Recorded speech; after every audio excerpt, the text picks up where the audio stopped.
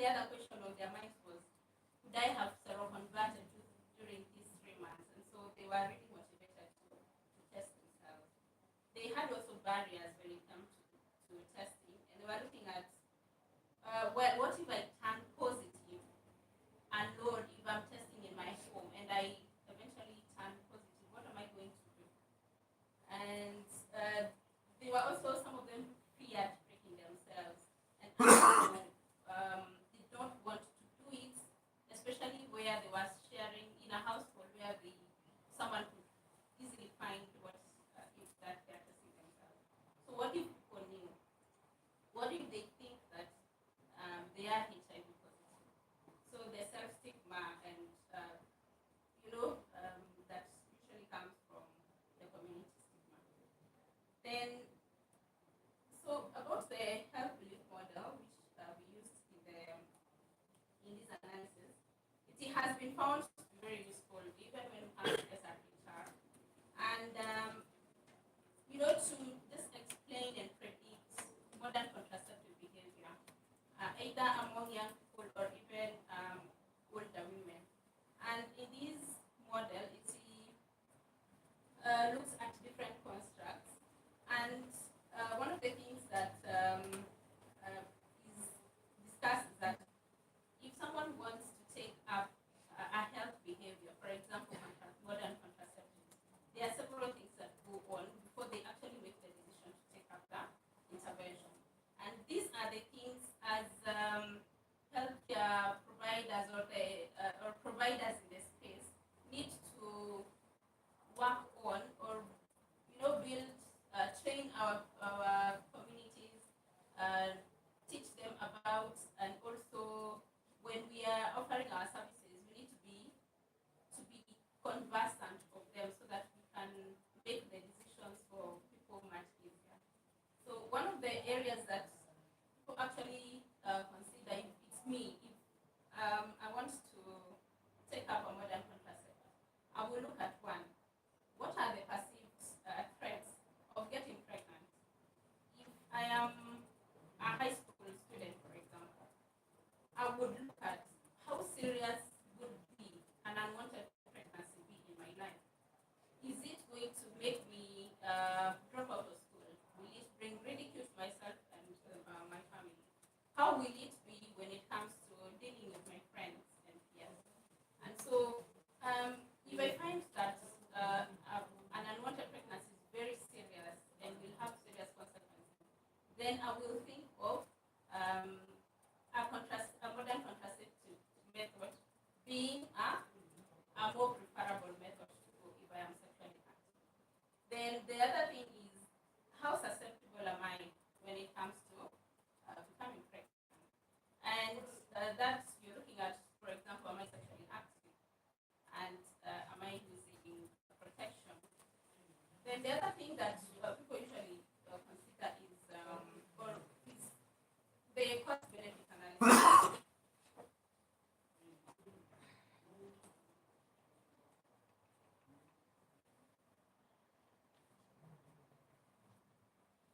Yeah, so the cost-benefit analysis.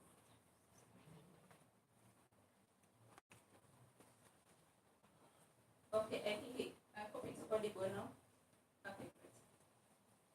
Yeah, so the benefits of the intervention or the modern contraceptive must be more than the barriers that I will encounter when I'm going to use these methods.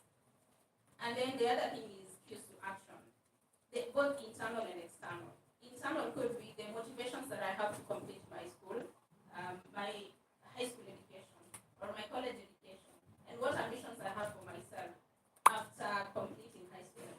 Then the other thing is external. External is where maybe you have your teacher reminding you that you need to take care of yourself, you need to finish your education, you need to perform well in school, and things like social media as well. Everywhere right now we are talking about different issues. So when all these things are combined, and then you look at the modifying and enabling factors, which are things like demographic, social, structural, psychosocial, and reproductive issues, they eventually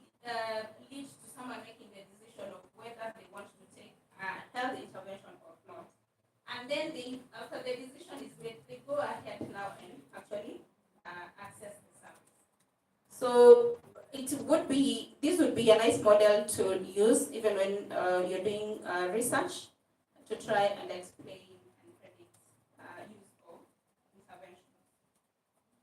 So when you're talking about gaps in data, what are we talking about?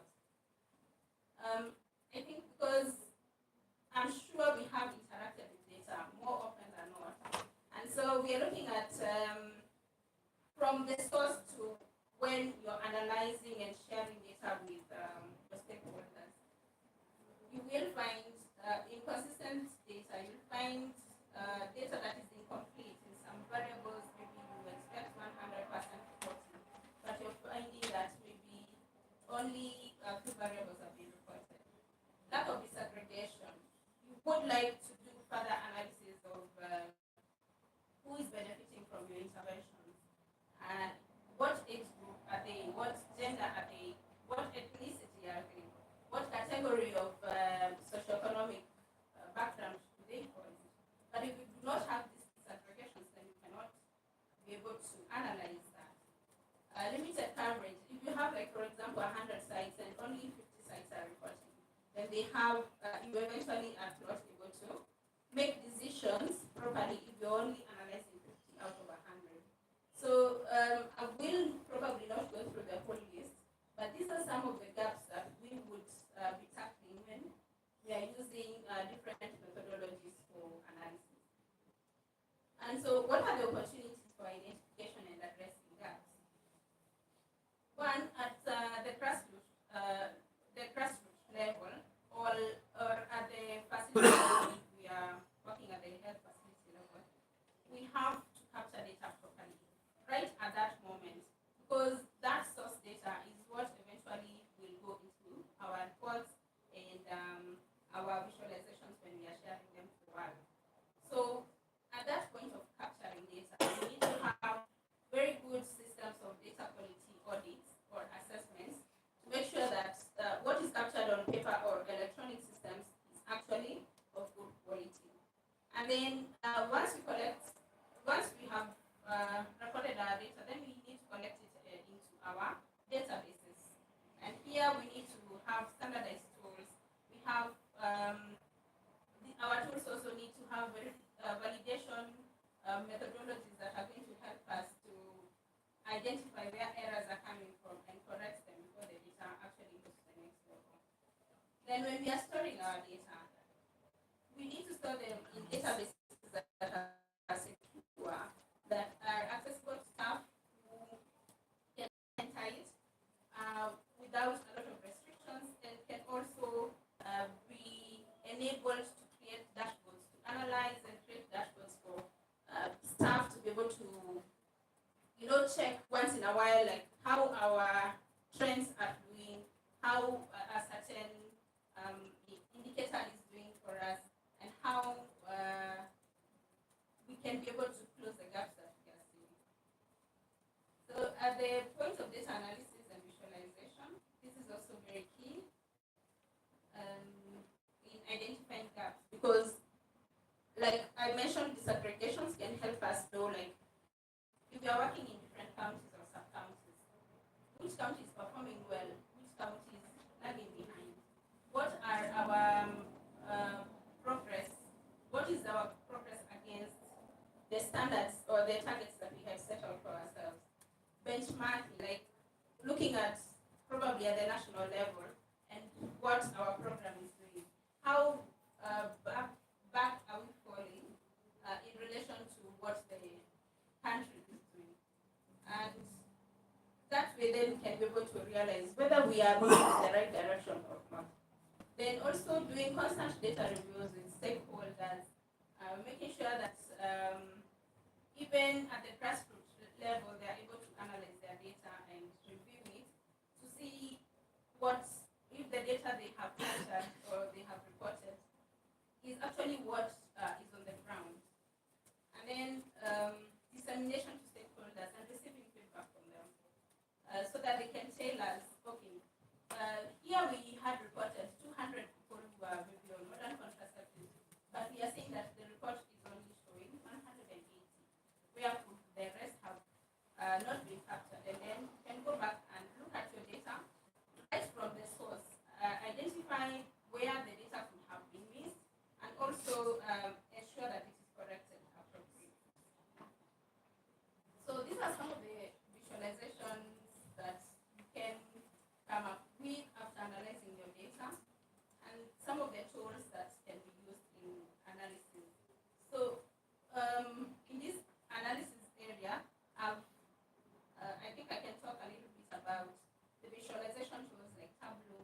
Power BI, Data Wrapper, and Excel, which I have used, and they are very powerful in visualization.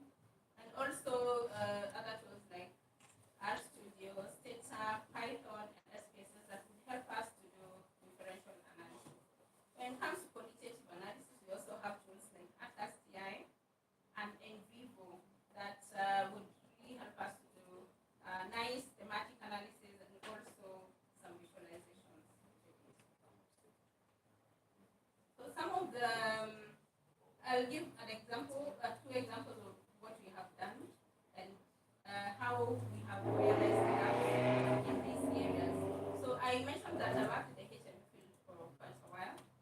And in 2021, for the organization that I was working with in Lua, Eastern Kenya, we identified that our MTCT rate was way higher than the national government rate. And so it raised a high concern both for the among the donors and even at the county levels, because it was coming from a point where we were rated at around 5%, and all of a sudden it went to 15%. And it was concerning because then where did these numbers come from all of a sudden? Although we were collecting data on a continuous basis, but our systems for the program are differently, were reporting different numbers from what the Ministry of Health was reporting. So that was one of the gaps, inconsistencies. So we went back to our data and those of the Ministry of Health and dug deeper to look at what was happening and where the numbers had come from. And we decided for the next 3 or 6 months, we will continue doing weekly reporting, analyzing the data, reviewing it, and also sharing with stakeholders to see if we will find what the problem was. So we did this for a while, and later we identified that it is some of the facilities that were reporting data incorrectly. For example, some of the facilities were reporting data, carrying forward data. For example, if it was reported in March that they had one positive child, the next month the person was not so keen on looking into the records properly to get the data. They carry forward what had been reported from previous months. So after doing a thorough introspection, we found this big gap, and it was coming from some of the facilities that the organization did not support directly, but because we were in that country, we really supported the cleaning of data and trained the staff to report the data correctly.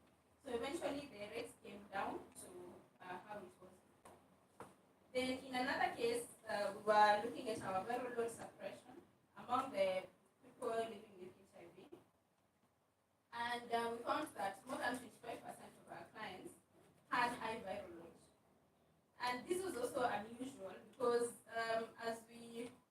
when we are talking about the UNAIDS targets, we are talking about 95, 95, 95, meaning that we need to achieve 95% viral load suppression. And it was also alarming because the gap is so high from our 95 targets, but also because we were doing, at some point we were doing 89%, and then all of a sudden we are 75%. So what we did is that we did the same systematic monitoring on a weekly and monthly basis, looking at people who took their viral load testing, who received their tests, and how their tests were. So we did viral suppression monitoring and looking at how many people had high viral loads. And then those who had high viral loads were interviewed to explore barriers of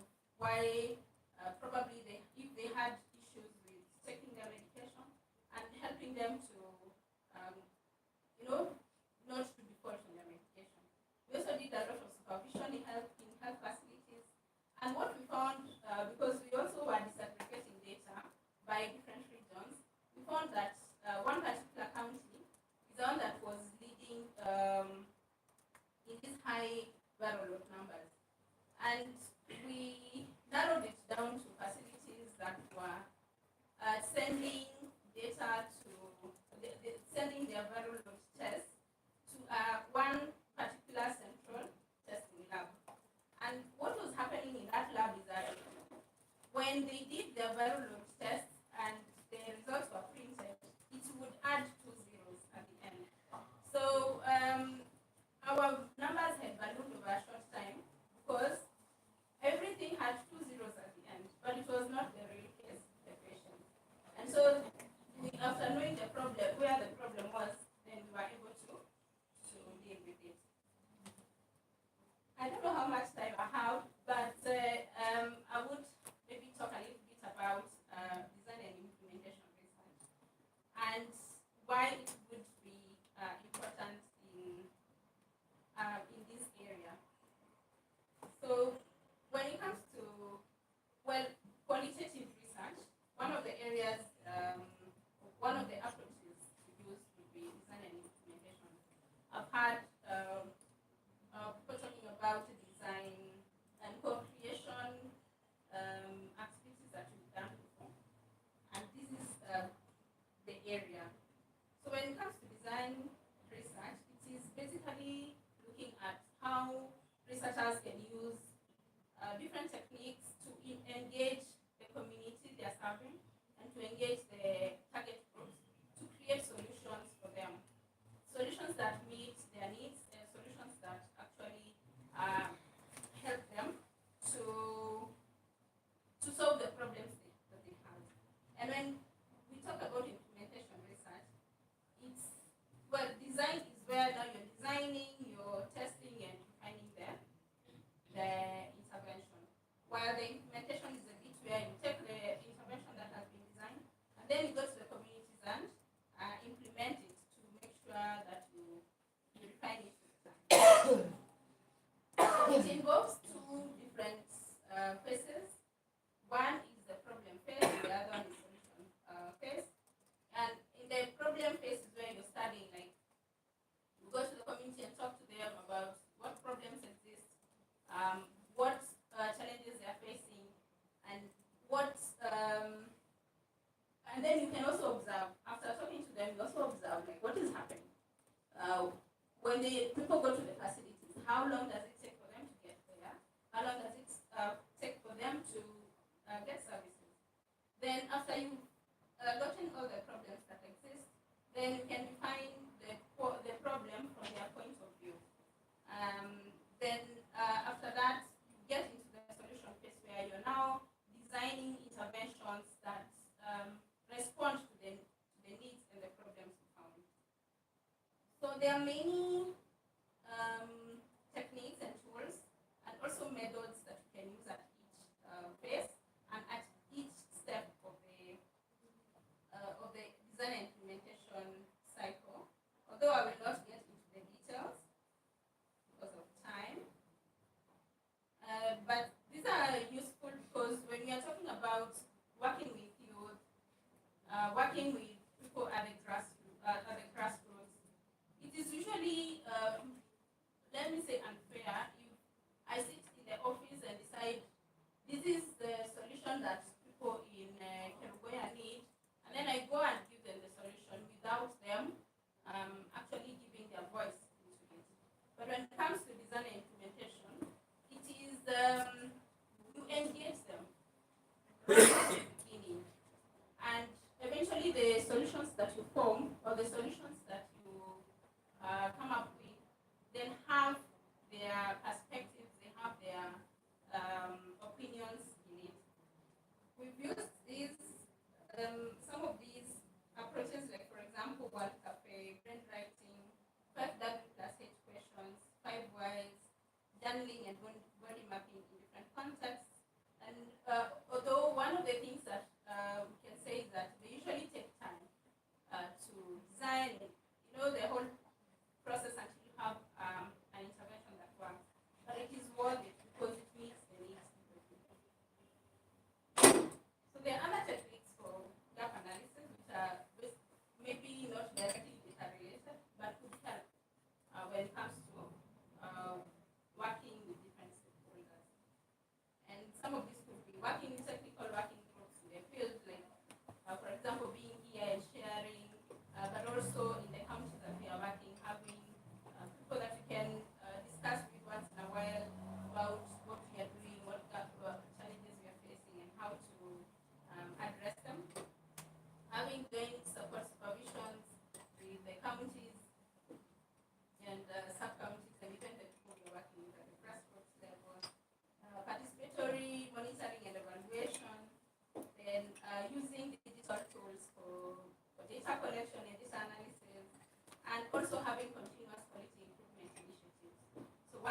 analyze their data, there are gaps in a certain area or in service. How do we engage people to continuously improve the services that we are offering at different levels? So in conclusion, I think I would say that generally evidence-based project implementation is key. And the only way we can do that is if we develop a culture of using data in our programs. One, to identify needs. Two, to help make decisions on what strategies are making more difference for us or are helping us to have more impact than the others. And then how do we invest more in those strategies and reduce investment in strategies that are not working. Then the other thing is keeping updated on digital tools because a lot of things have happened, including AI right now, and as professionals, not only in monitoring and evaluation and research, we need to keep updated on these tools so that we can use them appropriately to help our projects improve. So using a mixture of techniques and tools at each step of the project cycle is important to help us identify gaps. And also in the data continuum, right from data collection at the source all the way to sharing with the stakeholders. So I will leave it at that unless you have any questions or concerns. Thank you so much for listening. Thank you so much, Esther. If you can just keep your questions, we'll be sharing a case study from Sally of how they used data in SRHR, and then we can take the questions after that. Welcome, Sally.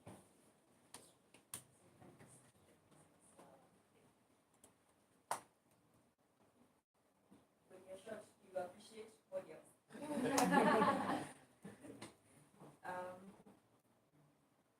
This mic. Yes,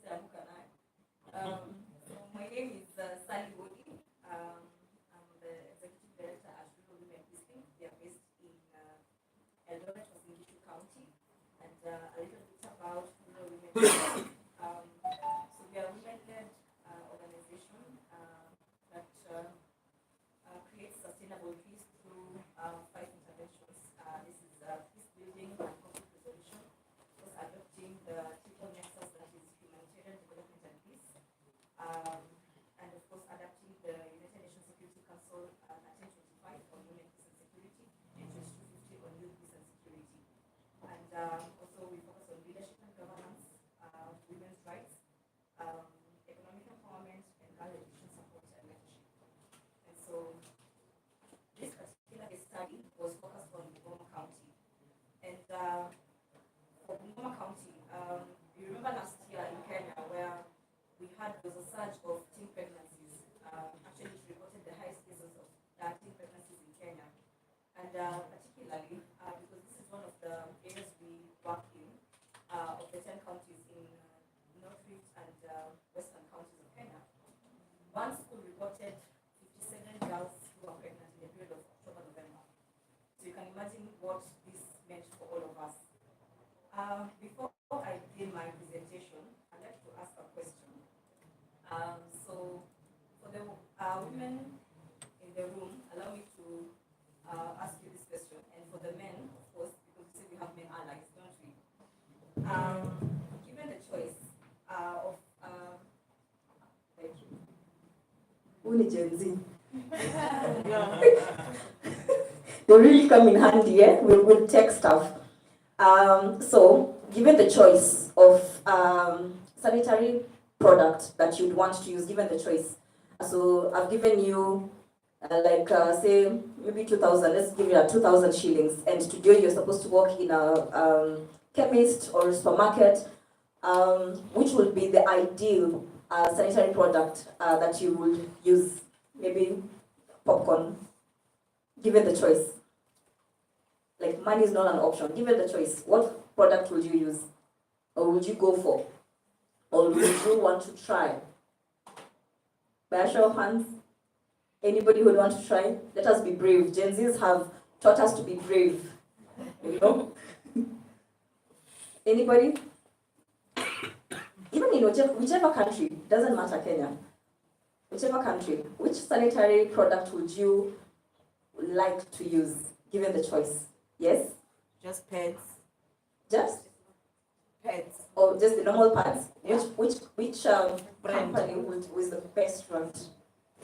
In my country, I think it's always. Always, Somebody else? OB, the tampon, moped, menstrual cup. So, how often do we use these particular brands we've mentioned? You can say frequently, not so much, not at all. About a month. About a month, every month. In terms of also pricing. So frequently, how often do you use this particular type? Yes? Frequently? You said something? Yeah, like with pads, maybe it's more about, you buy the cheap ones. Exactly. You buy the cheap ones.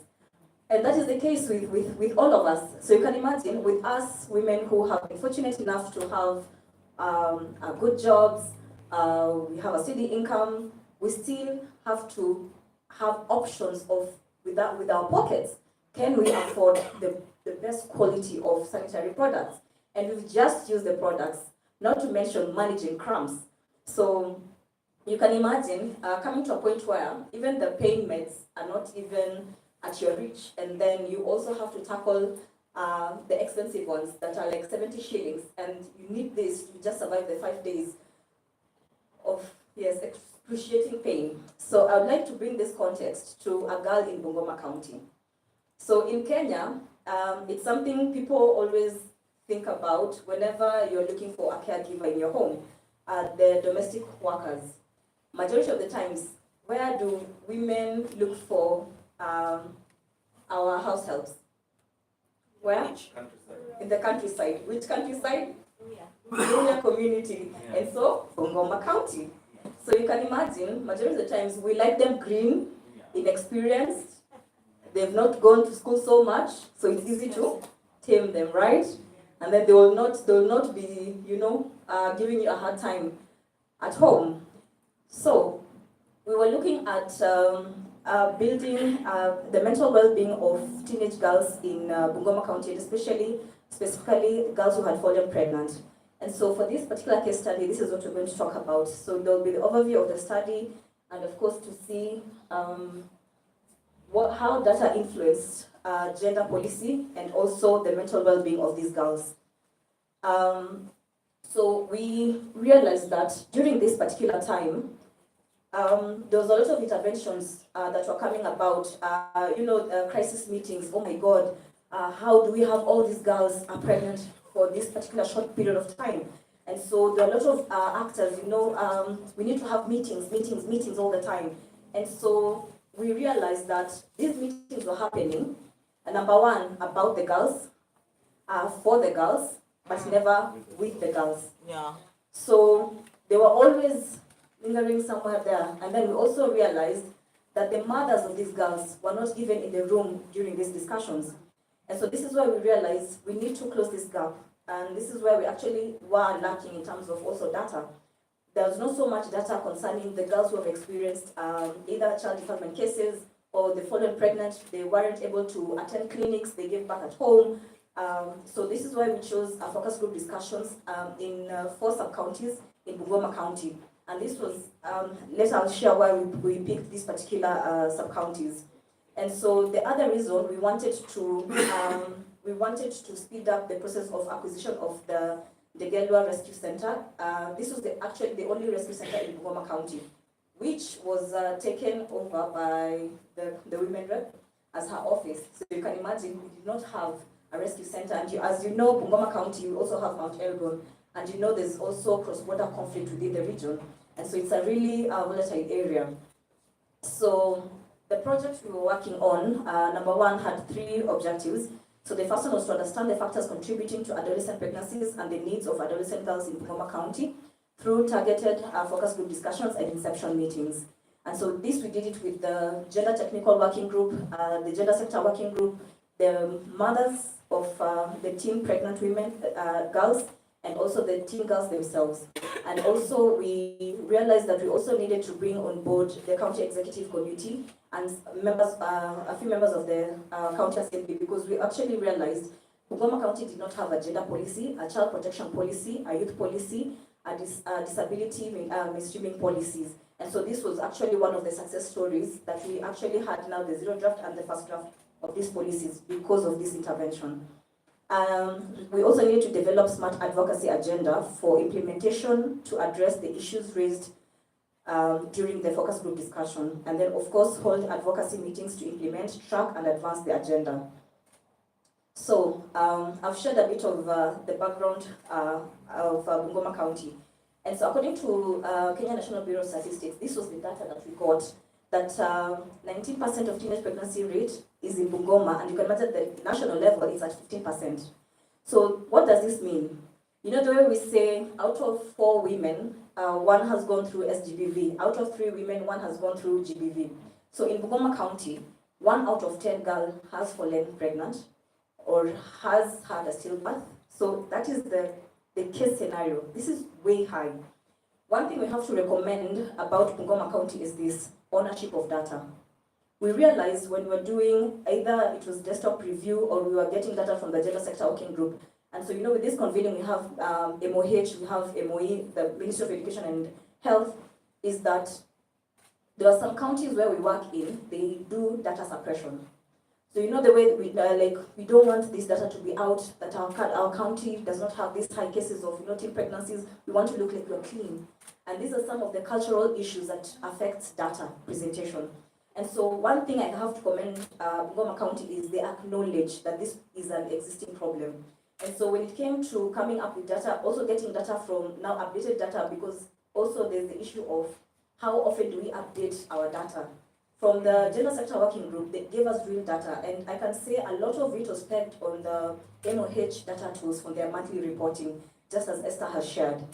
And also, significant challenges include sexual gender-based violence prevalence and cultural stigma, as we just mentioned.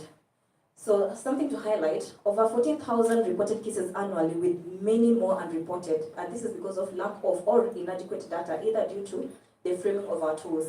Majority of the times, and I don't know if you've come across for example, the P3 tool, when you go to the health facility and you're reporting a defilement case or a rape case, it targets a lot about SGBV cases. So what happens when you're coming to report an economic violence case, a psychological violence case? So we have a lot of unreported data because of the framing of our tools, just as Esther has mentioned. And this was one of the challenges we had encountered, because it's more one-sided. And so you can see, of course, with population and migration, a lot of factors, of course, many actors have actually put a lot of effort in now seeing reported cases, especially this is through MOH, that you can see there's an increase in cases. And we know sometimes we always say that, so should this be alarming? It's two-sided, we all know this, that an increase in reported cases means now they're going to the health facilities, which is something we're encouraging. Doesn't necessarily mean that this is an alarming thing. It is a good thing, but it also can be a bad thing. So the methodologies that we used. So we used purposive sampling targeting pregnant girls. This was between the age of 10 to 18. And so this was done purposely through the gender sector working group meeting we had convened, and then also from the MOE and MOH. We needed the guidance to know which schools could we target, because which schools reported the highest cases of teen pregnancies during that time. And then, so they gave us a suggestion of the schools that we would work in, and also the schools that were out of school, the girls that were out of school. And of course, we had to consider ethical considerations with the do no harm policy, because one thing we realized, and actually affected us during this period, was that because of how it was addressed, and this is an area where I think for us as at a multi-sectoral approach would be, how do we build capacities of stakeholders in our areas? Because a lot of ethical hiccups normally happen during this time. some of these girls who are frightened, they didn't want to come out to talk to us or talk to the community because of how they are being handled. So I think, and this is where research really comes in at play, our responsibility as actors to also protect these girls. What is our safeguarding processes when we're gathering data? And also, in terms of buy-in, and this is on collaboration, the reason why we actually got a lot of buy-in was because, number one, we were also pushing for the gender policy. So what angle are you coming in when you're bringing on actors so that they'll say, okay, you know, the way every time we also have to think about what's in it for me. So what are you telling other actors that you will benefit if we do this together? And that is why we really got a really good and heavy support from the Ministry of Education and MOH, and also from the National Government Administrative Office. So these were the sub-counties that we were working in Mount Elgon, of course, because it was cross-border, and especially this particular school that is the one that registered the highest cases of teen pregnancies. And then, of course, we had Chapter East Ward, Sirisia, and Bumula. And you can see from the 60 we had targeted, we managed to get focus group discussions from 43. And so these were the key findings. And so we were looking into, number one, on the social and health impacts. So on social dynamics, as you can see here, 87% were not in formal relationships. So then there were high rates of early marriages and defilement. And this, a lot of it, we actually saw that they were influenced, either it was a peer thing, because if you remember earlier in the panel discussion where in the opening where we were actually being cautioned of the use of technology. And of course, you know, in a rural area, the pressure is real. So you can see this is happening, there's this challenge, we want to be like this, so they go and experiment. And a lot of it, sometimes we joke about it, how in the areas of, you know, in Llewellyn, how it's a joke that they are caught in orgies and things like that. But these are the repercussions that now we see, because either they do not know about their sexual reproductive either services they can access, they can't even access, of course, because of the religious aspect and the cultural aspect. So it curtails them from accessing information. And at the end of the day, some of them will realize that they didn't even realize that they were pregnant until the third trimester. So you can imagine now explaining to this young girl that you're about to give birth, and these are the changes that will happen to you. And some of them will realize that, no, and majority, even amongst women, people really give you a lot of wisdom of the processes they went through during the first, second, and third trimester. Nobody prepares you for the shock that is coming on the fourth trimester, or how your body will literally metamorphosize. You're like, who is this person? Nobody prepares you for that. So you can imagine now a young girl going through this. I tell you. So we also looked at the demographics and education. So the age range was between 14 to 20 years. 20 years because, of course, some of them went to school way late. And we actually realized that 26% of the girls we interviewed were saying that some of them didn't go back to school because, number one, the psychological trauma they had gone through. And number two, and this I'd like to say, like, it's an old adage, success has many fathers, but failure is an orphan. So some of their mothers, and of course with the girls, some of them were kicked out of their homes. And so they had to fend for themselves. They had to go live by their grandmothers who couldn't afford to take them back to school, afford even the meal for both of them. And so you see, with that pressure, can you really go back to school? So we also looked at the needs and demands for these girls. And 58% of the girls said they still needed to go back to school. They have seen their neighbors, other girls who dropped out of school, and what happened to them and how life became hard for them. And so why education was important, they could still understand that they really needed to go back to school, but they couldn't. And of course, the issue of proper nutrition. I remember one of the girls mentioned that because of the poverty levels in their household, they were only given 1 cup of milk. And so this 1 cup of milk, because she couldn't express milk, so she had to share this milk with the child. And by the time the child was malnutritioned. So even doing ANC visits was even hard for her because number one, it is a hostile environment at home. The father feels like, you brought shame to me, and the way being a member of the Council of Elders is such a big deal. And so you can imagine now bringing the shame to the father. So the mother and the daughter were really experiencing a lot of issues at home. And of course, the healthcare was compromised, and then the baby support that they were getting, they were really getting none. Because number one, if these are the girls who, in the urban areas, we are looking for them so that they can take care of the families. So you can imagine now her leaving her child either with the grandmother is already old, or the mother is already going through intimate partner violence or psychological violence from their father. And so you can imagine that's the state in which we've left the child, number one, and also their parents. And so you can imagine the kind of torture these girls are going through.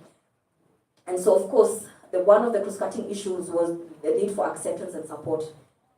So before I go to the challenges, one thing we realized that these girls were actually, some of the girls were saying that during this particular time they had contemplated abortion, but they couldn't get the service.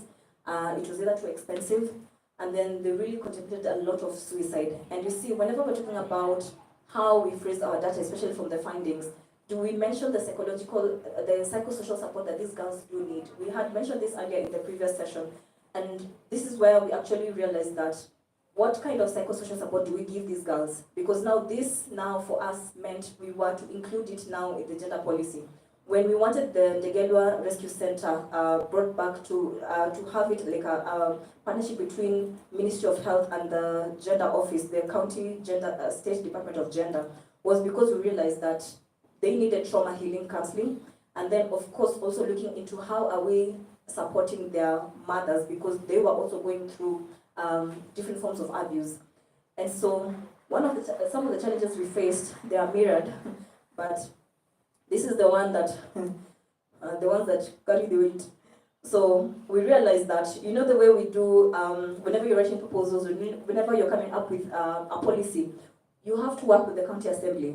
And involving county assembly is not cheap. They tell you that you need to organize for a retreat. They put it so well.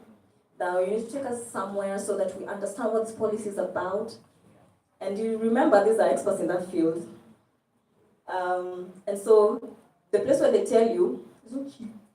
So you can imagine, it wasn't even in the budget in the first place. How do you even explain to a partner that they want a place that costs this much? Literally, training them will literally carry the entire budget. You're like, so here, what we did, somebody gave us a really good technique where you bring on board representatives like the officials of the county assembly, the county executive. So they're like 5.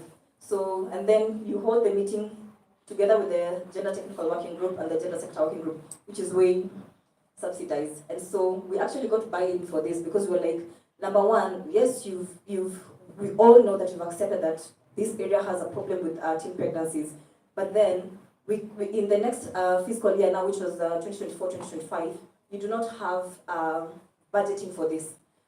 Even if we get the rescue center back, where are the equipments? Where are the technical staff that you will need? You can't plan for that if you do not have a policy, and that policy will mean you have to factor in gender budgeting. And so this is where we were like, and this is the data. So this is where for us we said it was a gap, but we actually used it to our advantage. So how we were using the data that we got from the field from the focus group discussion to now influence why we needed particular components in the gender policy and the child protection policy. And of course, the lack of the safe house. Actually, it was 2 months ago that the women reps surrendered the safe house, and now we're working towards equipping the safe house through different partners. And of course, this I'm sure we all experience, the segregation of sexual reproductive health and gender-based violence data. Because for the longest period, and I think this is why I really like where conversations are going about, we have the triple nexus on humanitarian aid, development and peace. We have the poly crisis. Right now in the morning, they're saying there's the issue of now working together at a multi-sectoral approach. bringing all our data together. So how do we harmonize our data so that we actually show what is happening and what are the different areas that are affecting the gender gaps. And of course, the hostel environment at home and at school, especially from the fathers, and of course, the mental health support that the girls are lacking and their mothers, and of course, the socioeconomic barriers and stigmas of the mothers and the girls at the community level and at the household level. So this part I won't delve into so much because we've actually just talked about it a lot. And I'd say for us, if we are reviewing policies, are we reviewing policies because we are saying I know we like to say we don't want to reinvent the wheel, and so this a lot brings about how are we adapting different policies either at the regional level or at the country level. But when you're contextualizing it to suit the county level, where has the data been influenced from? What do you want to pass? What do you want to see that is different from the different policies that are already at play? And I think, for me, I'd say now this is where we look into what are we targeting exactly when you're talking about gender budgeting? What are we targeting when you're talking about, for example, in our cases, the triple threat? What are we targeting in terms of mental health, psychosocial support? Because this has been an issue, especially after COVID. What are we targeting, especially when you're talking about data management systems and consolidating our data? Because this means there's a lot of heavy budgeting, and we know across board, whenever they're putting gender budgeting, what we learned from the county was that gender budgeting is normally put as a miscellaneous, where other departments will now come in and borrow that money. So technically, it's normally the reservoir money. So as actors, how are we influencing, getting the buy-in from the county assembly so that they know the power of gender budgeting and actually having an implementation matrix that will actually work. Of course, from the recommendations, this was also shared earlier, so I wouldn't really delve on it. Of course, we've seen why it's important to consolidate our data, and of course, having county policies that reflect the true face of grassroots girls and women. And of course, we've said working together as a team at a multi-sectoral approach. And something that I really said that this was really powerful was especially getting buy-in from the religious institutions, because this is one area where we've seen the application of the ostrich in a hole, kind of. So, not throwing stones. Of course, so the impact for this, I'd say for me, as much as we've written it there, the fact that we now have, so it has gone through the zero draft before they went for recess. We managed to get the gender draft passed for the zero draft, and now it's in first draft. And now we have the gender policy, the child protection policy, the youth policy, and the disability mainstreaming policy. For us, this was a win. Because now we are now going to factor in the issues that we had raised earlier, and especially on data, and why it is important.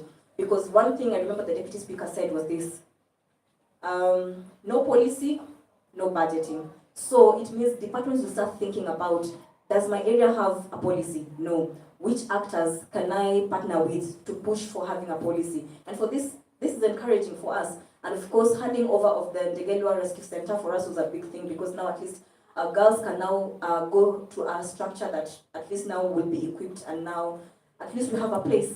And with this, takeaways, they have to be there. So whenever we're talking about data and sexual reproductive health and rights, let's think about what is the psychosocial support we are giving them.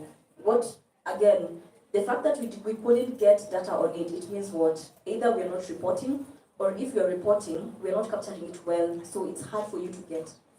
How are we collaborating? If we are going to adapt tools, how are we adapting tools so that they can influence what we want to see? And of course, the tools are so many, and I like how she shared them. The tools are so many, but then how are we adapting the one that actually works? You know the way we like using AI, and sometimes it's like garbage in, garbage out. ChatGPT will give you things, and you're like, sometimes I even tell you, hey, we're in 2024, give me, and then you say, oops. I'm like, ChatGPT, you guy. So again, how are we adapting things that actually work for us? Because majority of the times we would like to replicate, but then it doesn't fit. So how are we custom making data to make sure it actually speaks what we want conversations to move towards? I like what earlier they said. We call out the BS properly. Thank you. Thank you so much, Sally. So I think we've been able to see how you can actually use data to identify gaps and influence policy on the ground. So I know we are supposed to be going for lunch right about now. So I don't know, I was just requesting if we could maybe just take some few minutes to answer some of the questions that you may have here before we go for lunch. Is that okay? Yeah. So as you prepare your questions, I'm just going to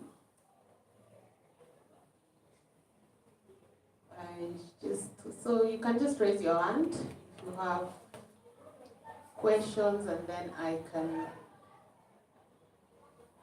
come for them.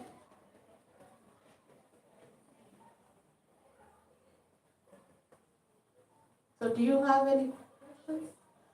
So as you prepare your questions, I just also wanted to share this.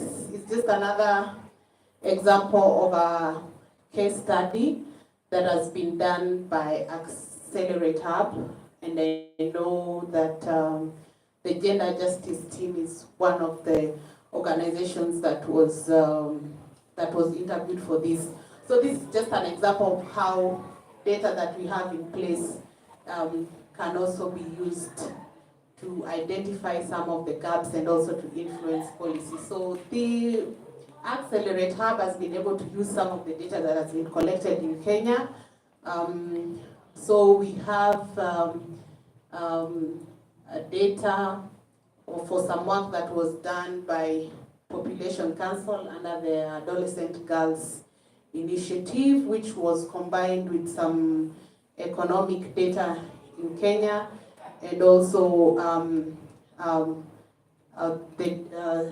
other data on cash transfer, and they were able to identify some accelerators, especially that can help us to end child marriage, and one of them is SRHR, which I wanted to highlight. I think it's Sally, when she was talking about when she was doing her presentation, she spoke about how the girls in Bungoma were not involved, but also their parents. And one of the accelerators that you will see from what the Accelerate Hub has done is some of those things around cash transfer, around parenting support, and also SRHR. I think Sally has also highlighted in her presentation about issues related to food.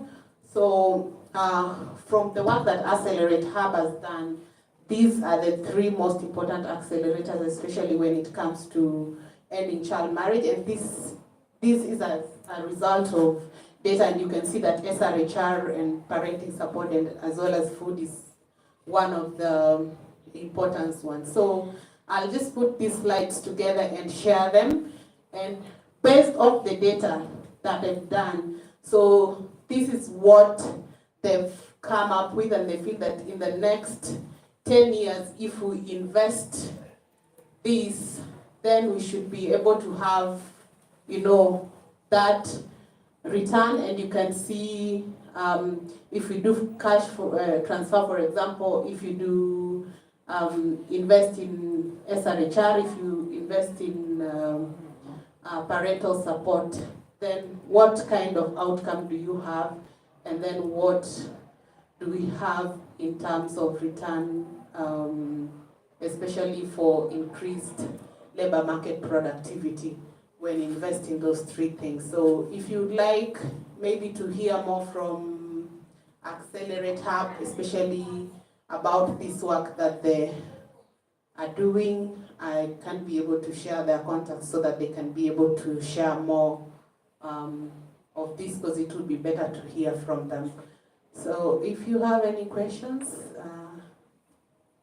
and you can also just mention who you're directing your question to.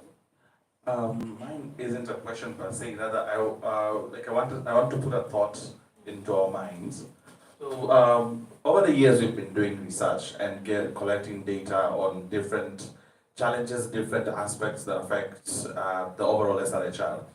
My only concern is what happens after is always my query every time. Because, for example, there's a time we did HIV testing among MSMs during COVID. And we created one of the best systems of how to deliver self-testing kits. But immediately after, nothing happened. The system was created, it was beautiful, it worked. But immediately that the investigative phase ended and the data was collected, we did not go past that. And then we still go back to people don't have access to the self-testing kit. Yet, we have a study which shows there's a way they can have access to it, which shows an outcome of how, after they used, how it looked like. And then, after that, we go back to there's no self-testing kits, there's no kits in the public facility, viral load sampling is low, and then you'd be like, so what are we doing? Are we really going forward when it comes to fighting against HIV, or is it the same? So is this the same challenges that we're facing every day? I had another question just slipped my mind right now. I guess I'll remember it and share.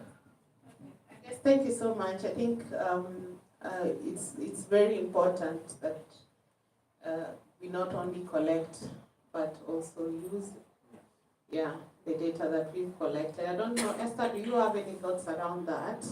Considering that you've worked in the same field, you've identified some of the challenges using data. How did you get a buy-in to ensure that whatever the data says is actually implemented and still maybe sustained? Yeah, I think that's a good thought. Something that we all struggle with as people in research, and so I think the biggest gap is usually the translation between research to implementation.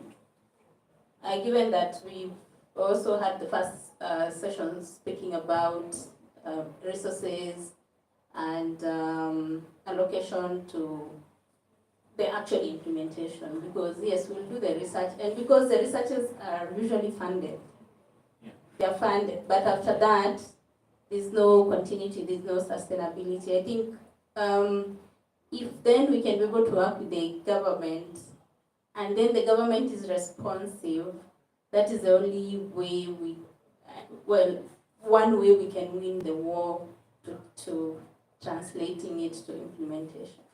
But I think it's still a big challenge. Yeah, but I also think that also collaboration between programs and research has always been a huge gap, including with M&D.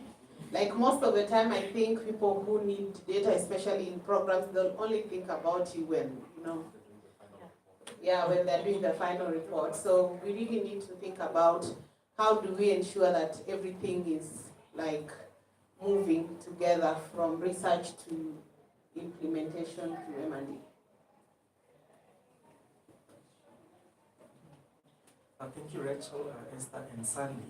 My question is directed to Sally, actually correlated to what I've just been asked. I'm wondering, are you recording the process flow of engaging the county government, thinking about broader engagement to other counties, because the space you are working in is really would be positive in other counties in Kenya, because they're having the same, almost the same challenges. And broader impact would be if you able to share. This was the process of bringing together the private partners and the government. And you mentioned very well, it's really, there's a lot of bureaucracy engaging the county governments. I think that process flow would really help in, having more impact in this agenda. So that's the question I have towards you. Thank you for your question. And yes, we have actually, I'll give a little bit of context on how it actually helped us. So before this particular project in Bungoma County, we were engaging 5 counties to interview over 100,000 women on a project called What Women Want, and in partnership with White Ribbon Alliance. And so when we were recording, it was just 3 questions on economic livelihood. So what actually influenced us to go to Bungoma County was, as much as this we were working, we were giving them the questionnaires, we were filling them, and then we were getting, the way somebody can be telling you something off record. So this is where we actually realized there was an issue with teen pregnancy in Bungoma County. And so as a shadow report we were giving back to White Ribbon Alliance, we developed a concept note concerning what we found out. And it just actually happened that during that time when they were analyzing the data, you can check the data on LinkedIn, or I can even share with Rachel so she can share with everyone. This was a study that was being done in Nigeria and Kenya. And so after this, we realized that that's the time actually the government reported the issue of the spike in teenage pregnancies in Bungoma County. So we even gave them the press release on that, and then now we coupled it with the concept note, and then we said, this is what we'd like to do. So that's when they gave us the second funding to do now this mental well-being and advocacy. And this is when now we pushed for the gender policy. During this process, we realized this particular technique of working with the county executive, and for some reason, they've never seen eye to eye with the gender technical working group and the gender sector working group. So number one, because of this, as you know, Uasin County never had a gender policy up till now. And now we also have the Kenya National Action Plan too. So it didn't also have that. We had worked with 3 counties to develop the county action plan. So what we did is we convened a meeting of women leaders, a few representatives from the MCA, women who had vied for the general elections and actually won. And so we convened this meeting within the 4 counties. So what we did was that we actually showcased these are the gains they've gotten, the counties that have the gender policy and the county action plan. These were the gains they got, how it influenced the gender budgeting. And so we were targeting Uasin Gishu County. So since they realized, the problem we are having, number one, is because of lack of a policy. And so we had the small breakout meetings where now they could talk among themselves, how did you do this, how did you do this? So this year, we are actually now in partnership with other organizations working towards having the county action plan for Uasin Gishu County and the gender policy. So it actually works for you. So you also have to approach it, and I think this is where sometimes we have a miss. Don't have a blaming perspective. Just show that we are here to support you because we know this is a win for both of us.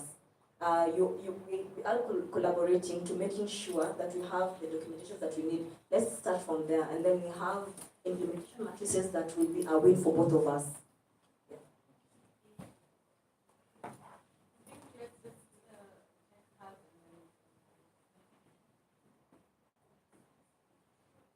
Alright, so thank you so much for the presentation. Mine is more of a comment. I just want to, for us as CSOs, directors, but other key leaders also who are supporting SRHR and gender, we through this research or the last presentation, I think it will highlight some of the key areas that are mostly left out in programming. Specifically, I want to center on the psychosocial support that we need to provide as one of the components in this SRHR package. So you see that most of our programs, they are more of solving one problem at a time. You see that you're implementing an SRHR program, you're focusing on maybe empowerment and capacity building, but there is no element of service provision, and even the psychosocial concept is not part of the programming. So it's an area that most of the times we don't really invest in, and we don't invest more in even in human resource to ensure that as we're implementing SRHR, we are also providing the psycho support of the same. I want to provide an example, a lived experience where we experienced in Malawi, where there was a case on a child who was impregnated, and he ended up having a teenage pregnancy. So upon now people, CSOs, engaging and trying to understand the situation and also to be there to provide such kind of support. they were able now to put the perpetrator or the one who raped into accountable, and it was reported to the police, and the justice service was provided. However, now the girl or the adolescent girls was just sent home to go through the the pregnancy process till delivery. Now, when people started to reflect to say, what kind of support have you provided to this adolescent girl who has been raped and now is having a pregnancy, but there have been no any kind of service apart from the maternal service provision provided during the pregnancy period? Because most of the time he was in a mental situation, not really reacting positively to situation, so that when people consider that to say that maybe it's an element of psychosocial support that was left out, not provided to the girl in this process. So it's an area that we need to think of, and also to invest more. Even in our programs, we have to make sure that they are being holistic enough. We are ensuring that we are providing all the comprehensive package of SRHR and not just centering on one element, teenage pregnancy mostly, and HIV, but not other key concepts that are necessary also to promote SRHR. Sure. I think, thank you very much, and thank you very much, everyone, for coming to listen to us. And I just want to agree with her in terms of integrating SRHR and other services when we are doing, for example, an intervention. And as people who specifically work in child marriage, we try a lot to ensure that we are integrating a lot of other sectors within what we are doing. And we have examples of briefs that we do that just talks about how, for example, SRHR relates to child marriage. If we don't achieve this SDG, then what does that mean to SRHR? So you can always find some of those on our website. And if you'd like for me to share some of these slides or some of the resources that we have that speaks about child marriage and how it relates to other SRHR, then please feel free to share with me your email address, and then I will be able to share some of the resources that we've shared today and some that you can also use for your continued learning. So thank you very much, and enjoy your lunch. I have an announcement. Sorry. Lunch will be in the first floor, Lilali restaurant. Thank you.